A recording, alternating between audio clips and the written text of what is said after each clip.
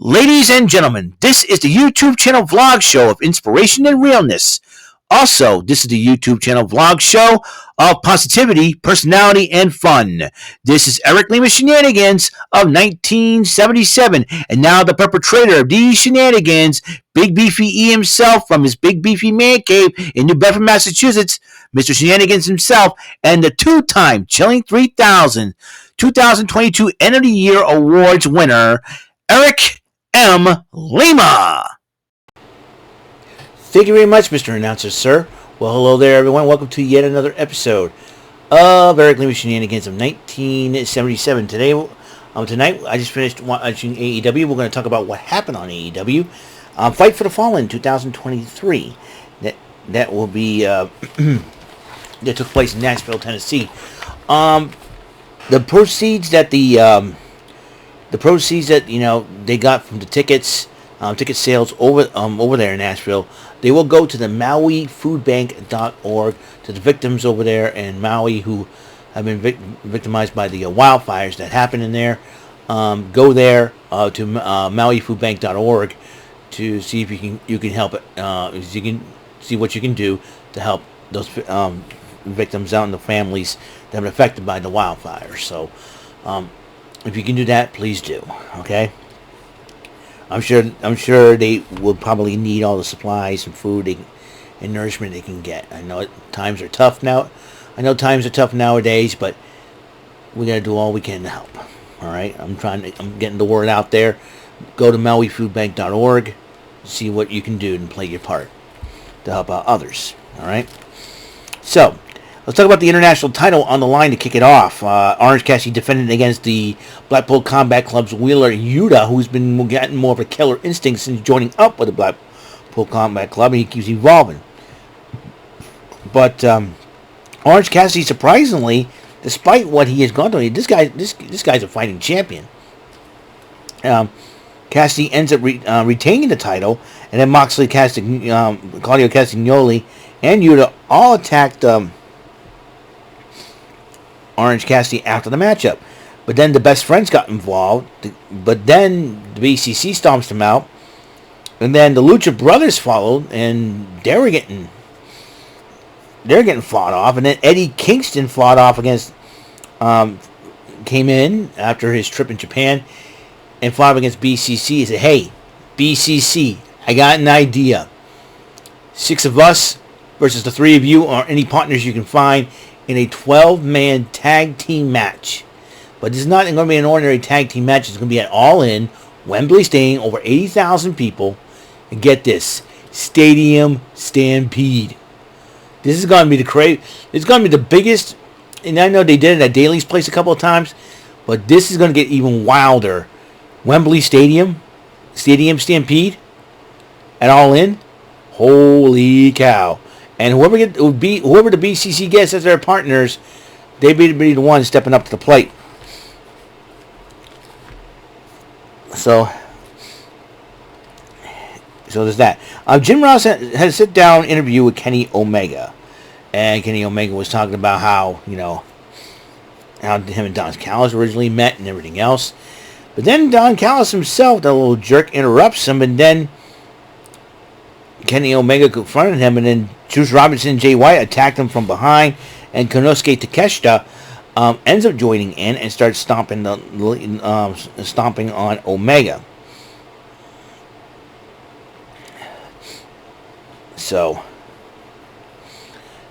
But they'll lead to a 6-man trios matchup where Konosuke Takeshita and Jay White and Juice Robinson to meet the team of Kenny Omega, Kota Ibushi, and Hangman Adam Page, which they did respond. That Adam Page addresses that situation.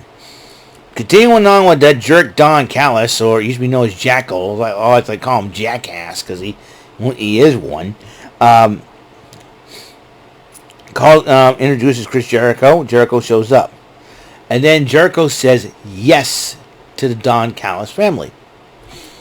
And Don Callis was totally shocked, but he did not know that Jericho would say yes. And then he goes, "Let's go celebrate." And we go, whoa, what's this? And it says the picture. It's a picture. Nothing. Let's go celebrate. I want to see what the picture is. We're celebrating. We got a picture. It was a picture of Don Callis holding Jericho's head. And Don Callis, and Don Callis, it's a rib and all that. And Jericho goes, no, I want the truth. And Don Callis goes, you're selfish, you're narcissistic. And he was blasting Jericho, lambasting him. And that's why he paid just in case he said no.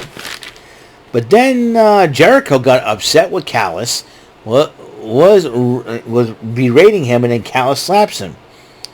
And then afterwards, Konosuke Takeshita attacking Jericho, but Will Ospreay is joining Callis in this attack. And then after Bloody and Jericho, Sammy Guevara, the only member of the Jericho Appreciation Society still loyal to him, ends up chasing him away with a baseball bat. Maybe Don Callis had a master plan all along to get Jericho away from his friends so that he could attack him all alone. I think all along Don Callis knew this was going to happen. I'm telling you, I think the Jericho Appreciation Society made a huge mistake, and I think unfortunately they all fell for Callis' tricks and traps. But Sammy Guevara had a feel in the back of his mind that something was going to happen.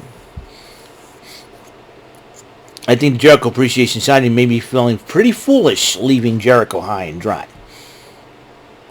Darby Allin and Nick Wayne in a tag match against the Gates of Agony. That's Bishop Khan and Toa Leona.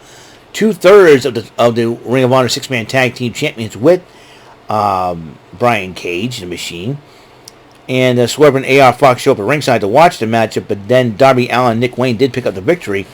And then Sting appeared on the screen addressing Swerve and AR Fox.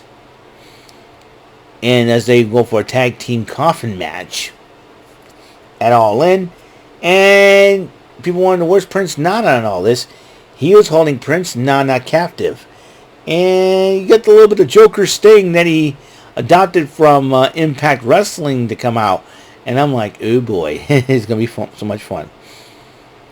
And then MJF and Madam Cole prepared for Aussie Open and doing all sorts of crazy stuff, Oh, you got Crocodile Dundee on DVD. We'll watch that.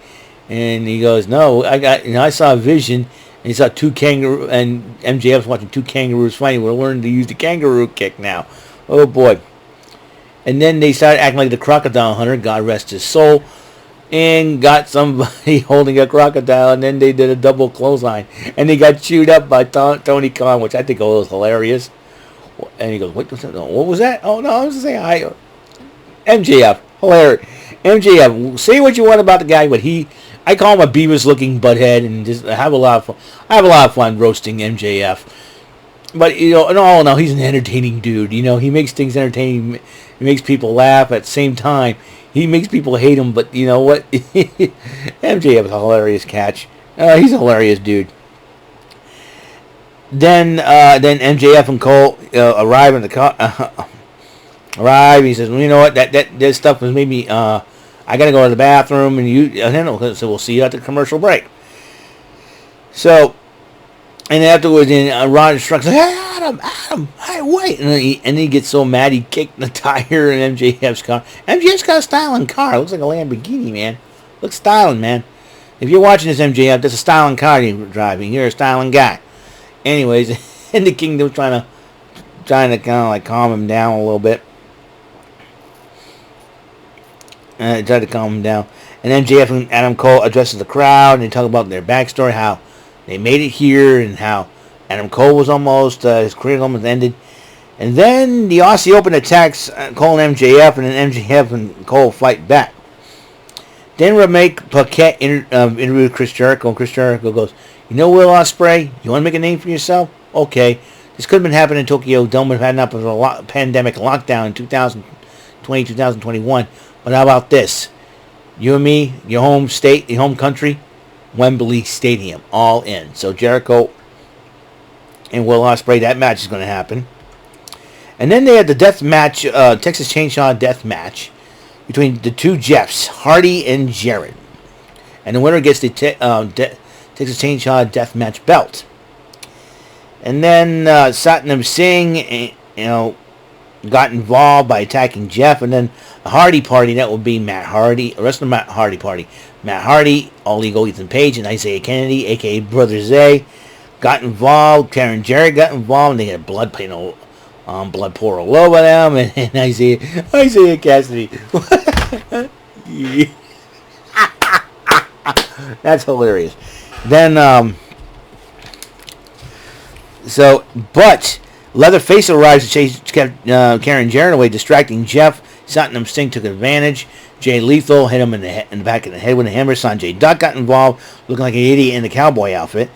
But Jeff Jarrett ended up winning the matchup. It was no disqualification, so Jeff Jarrett ended up being the Texas Death Match Massacre Chainsaw Massacre Death Match champion. So that. The last spot for All In was on the line. Britt Baker went on one-on-one with a bunny.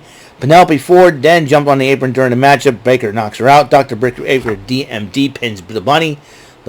So it will be a fatal four-way for the AEW Women's Championship. Hikaru Shida defends it against two members of the Outcast, Saraya, and the lovely, gorgeous, curvaceous, babylicious Toni Storm, and Dr. Britt Baker DMD. So there's that. And the Acclaimed arrived for a matchup, and they're about to take on two bald guys, and Max Caster does roasting in the bit, but then and Anthony Bowens does his intro, but then the lights go out, and the lights went back on. The House of Black appears, attacking the Acclaimed, and they took Billy Gunn's boots with them. House of Black playing mind games. Young Bucks went in a matchup against the Guns, and this is a battle of brothers in this matchup. And the Bucks did win the matchup, and then Jay White and Juice Robinson joined the attack. The Bucks after the matchup, and they're about to injure them until FTR fights off the Bullet Club Gold and helps out the Young Bucks, and they made sure that the Young Bucks will be at 100% for All In. This is episode 793 of Eric Lima Shenanigans of 1977. Tomorrow we'll be playing some Press Your Luck. Alright? So, that's all the time we have on the show. And I will see you on the next episode. And that'll be an episode of Press Your Luck, the 49th edition. So, bearing that in mind, guys, have a wonderful day, a wonderful night. Good night. And until the next episode comes around, Mr. Announcer, please take us home. That is all for today's episode of the show. This is Mr. Lima speaking for Eric Lima Shenanigans of 1977. A Big Beefy E, do it for Bob Saget production, and in association with A Sweet Bofa Raving Dingleberries Telepictures and Distribution. Thank you for watching another great episode of Eric Lima Shenanigans of 1977. Until the next episode, goodbye for now.